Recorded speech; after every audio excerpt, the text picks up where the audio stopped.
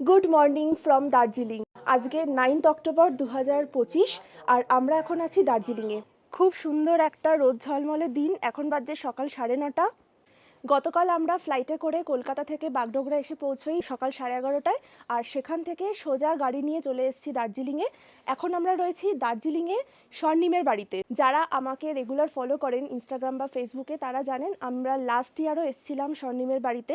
এটা হচ্ছে পান্ডাম টি গার্ডেনের মধ্যে একটা খুব সুন্দর এয়ারবিএনবি, একটা হোমস্টে, যেটা আমি আগের বছর খোঁজ পেয়েছিলাম এয়ারবিএনবি থেকে। সেখানে আমরা বুক করে এসেছিলাম। খুব সুন্দর একটা পিসফুল এনভায়রনমেন্ট। তো তারপর থেকে এনাদের সাথে দারুণ একটা বন্ধুত্বপূর্ণ সম্পর্ক হয়ে গেছে, খুব ভালো একটা সখ্যতা হয়ে গেছে। আমরা রেগুলার প্রায় টাচে থাকি। ওনারাই আমাদেরকে ইনভাইট করেছিলেন, মানে বহুদিন ধরে বলছিলেন যে আবার কবে দার্জিলিংয়ে আসবেন, দার্জিলিংয়ে এলে অবশ্যই যেন এদের বাড়ি একবার ঘুরে যাই।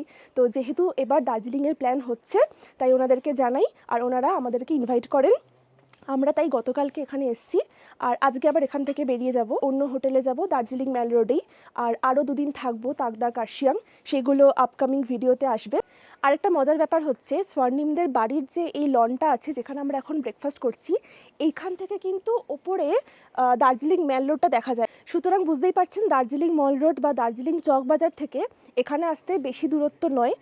আমাদের আসতে সময় লেগেছে প্রায় 20-25 মিনিট মতো, আর যেহেতু রাস্তাটা একটু স্টিফ, যেতে মোটামুটি 30-35 মিনিট মতো লাগবে। আর এই বাড়িটার সাথে আর এই বাড়ির মানুষগুলোর সাথে আমার এতটাই মানে বন্ধুত্বপূর্ণ সম্পর্ক হয়ে গেছে, আর এনারা এতটা সুন্দর মনের মানুষ, খুব ভালো। মানে এদের আতিথেয়তা বলুন, ব্যবহার ভীষণ, মানে বাড়ির লোকের মতো, পুরো আত্মীয়তা একটা হয়ে গেছে। টাটা।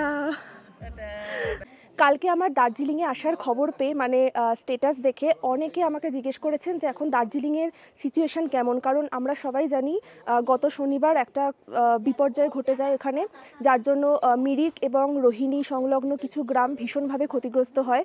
বাট এখন অনেকটা স্বাভাবিক হয়ে গেছে, বা বলতে পারেন এখানে এসে কিছু টেরই পাইনি। অ্যাকচুয়ালি বাগডোগরা বা শিলিগুড়ি থেকে যে রাস্তাটা দিয়ে আমরা এসেছি, মানে পাংখাবাড়ি রোড হয়ে কার্শিয়াং দিয়ে দার্জিলিং যে আসার রাস্তাটা, ওটা কোনো অসুবিধাই হয়নি। মানে আমরা 2.5 ঘন্টার মধ্যে পৌঁছে গেছি। আর ওয়েদার এত সুন্দর, মানে একটুও বৃষ্টি পাইনি। শুনলাম কলকাতায় কালকে বৃষ্টি হয়েছে, এখানে কালকেও রোদ ঝলমলে পেয়েছি, আজকে আরও।